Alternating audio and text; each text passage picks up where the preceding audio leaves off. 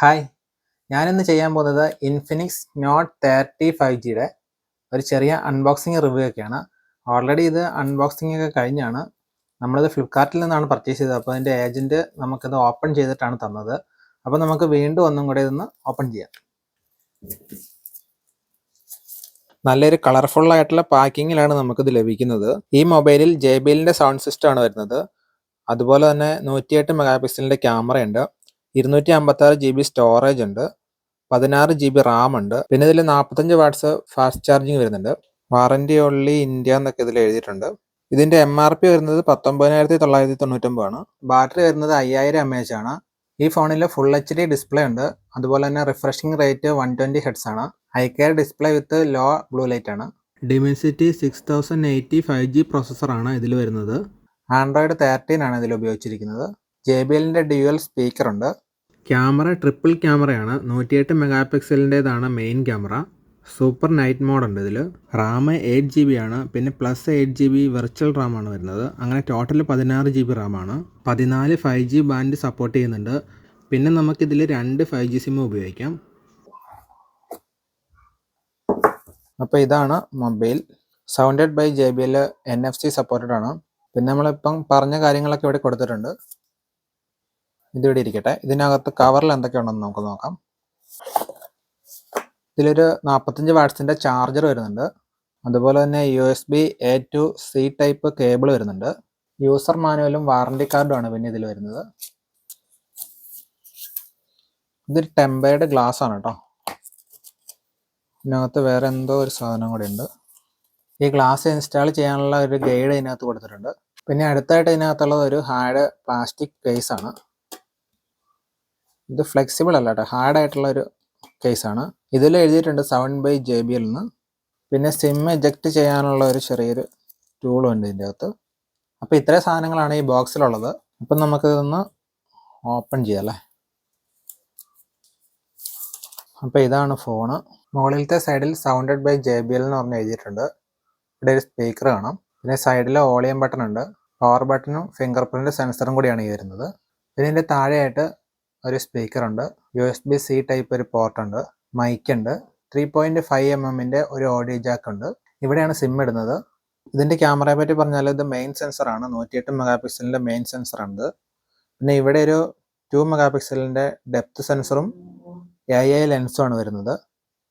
ഇത് ഫ്ലാഷാണ്. ഇതെന്താണെന്ന് അറിയില്ല, ഇത് വെറുതെ കൊടുത്തിരിക്കുന്നതാണെന്നാണ് തോന്നുന്നത്. ഇതിൻ്റെ സൈഡ് ഒരു ഗ്ലോസി ഫിനിഷിംഗ് ആണ്. ഇവിടെ ഒരു മാറ്റ് ഫിനിഷുമാണ്.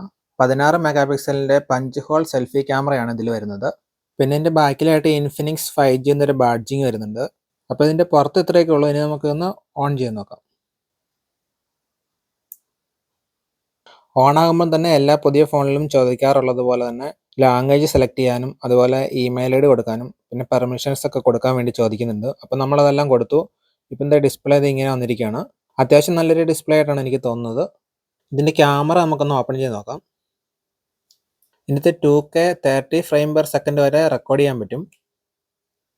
180 ആണെങ്കിൽ 60 ഫ്രെയിം പെർ സെക്കൻഡും 30 ഫ്രെയിം പെർ സെക്കൻഡും ഉണ്ട്. പിന്നെ 720pയിലും റെക്കോർഡ് ചെയ്യാൻ പറ്റും കേട്ടോ.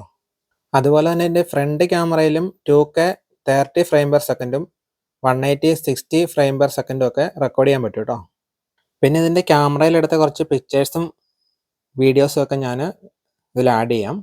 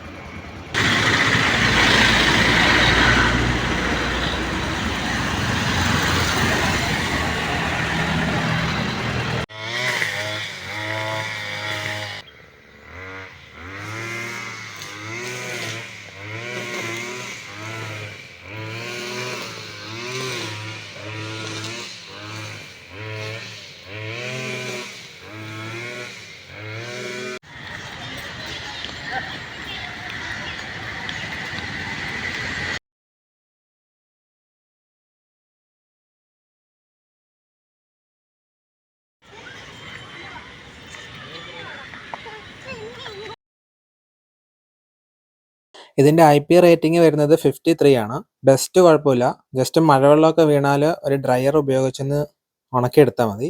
എന്ന് വിചാരിച്ച് ഈ ഫോണ് വെള്ളത്തിൽ മുക്കി വെക്കാനൊന്നും പറ്റത്തില്ല കേട്ടോ. ഈ സോഫ്റ്റ്വെയറുകളെല്ലാം ഇതിലുള്ളതാണ്. നമ്മളൊന്നും ഇൻസ്റ്റാൾ ചെയ്തിട്ടില്ല. ഇതിൽ ബൈപ്പാസ് ചാർജിംഗ് എന്ന് പറയുന്ന ഒരു ഫീച്ചേഴ്സ് വരുന്നുണ്ട്. അതെന്താണെന്ന് വെച്ചാൽ നമ്മൾ ഈ ഫോൺ ചാർജറിൽ കണക്ട് ചെയ്ത് ഗെയിമൊക്കെ കളിച്ചുകൊണ്ടിരിക്കുകയാണെങ്കിൽ ബാറ്ററിയിലേക്ക് ചാർജ് കയറാതെ നേരെ പവർ മദർ ബോർഡിലേക്ക് വരും. അതുകൊണ്ടുള്ള ഗുണം എന്താണെന്ന് വെച്ചാൽ ഒരു ഹീറ്റിംഗ് ഇഷ്യൂ അവിടെ കുറയും. അതുപോലെ തന്നെ ബാറ്ററിയുടെ ഹെൽത്തും കൂടും. അതൊരു നല്ലൊരു ഫീച്ചേഴ്സാണ്. പിന്നെ വരുന്നത് AI സ്മാർട്ട് ചാർജ് എന്ന് പറയുന്ന ഒരു ഫീച്ചേഴ്സാണ്.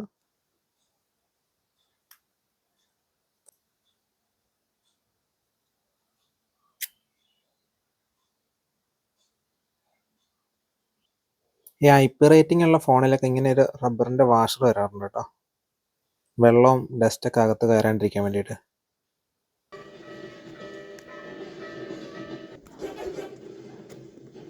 അപ്പോൾ ഇത്രയൊക്കെയാണ് ഈ ഫോണിൻ്റെ ചെറിയൊരു റിവ്യൂ. ഈ വീഡിയോയുടെ വൈൻഡപ്പ് ചെയ്യുന്നു. അടുത്ത വീഡിയോയിൽ കാണാം. Bye bye.